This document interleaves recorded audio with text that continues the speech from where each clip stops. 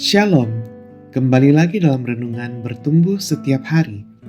Kiranya renungan kita menuntun kita untuk semakin serupa dengan Kristus setiap hari. Hari ini kita akan kembali merenungkan satu topik tentang bukan dilayani, melainkan melayani. Markus 10 ayat 45, terjemahan baru kedua berbunyi demikian. Karena anak manusia juga datang bukan untuk dilayani, melainkan untuk melayani dan untuk memberikan nyawanya menjadi tebusan bagi banyak orang. Jemaat yang terkasih di dalam Tuhan, ada seorang kepala daerah yang terkenal sebagai sosok yang senang belusukan. Beliau sering turun langsung ke lapangan dengan tujuan untuk mendengar keluhan rakyat dan meninjau kondisi infrastruktur atau layanan publik. Kebiasaan belusukan kepala daerah tersebut merupakan contoh seorang pejabat publik yang memilih untuk banyak melayani daripada dilayani. Ada satu pribadi dalam Alkitab, yaitu Yesus Kristus, yang bisa menjadi contoh sempurna bagi kita semua terkait melayani dan bukan dilayani. Dia menyembuhkan orang sakit, mengajar kebenaran kepada orang banyak, membangkitkan orang dari kematian, dan masih banyak lagi. Yesus juga menyebut dirinya sebagai anak manusia, padahal dia adalah Tuhan.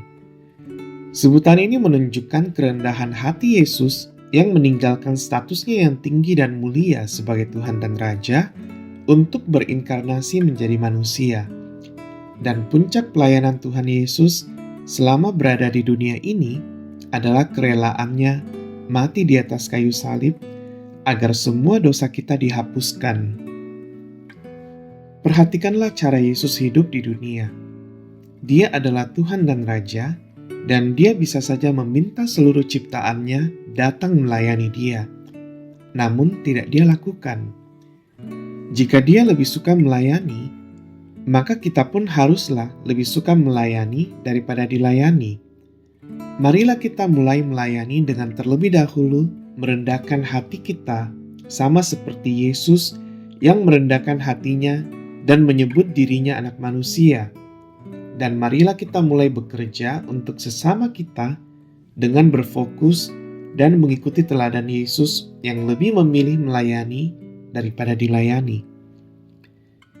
Mari kita merenungkan sejenak. Apakah selama ini kita lebih banyak bekerja untuk orang lain, atau kita lebih banyak menuntut untuk bisa dilayani? Mari kita berdoa. Ya Tuhan, Engkau lebih dahulu memberi contoh kepada kami untuk melayani dan tidak menuntut untuk dilayani. Bantulah dan ingatkanlah kami, agar kami pun mengikuti contoh dan teladan-Mu.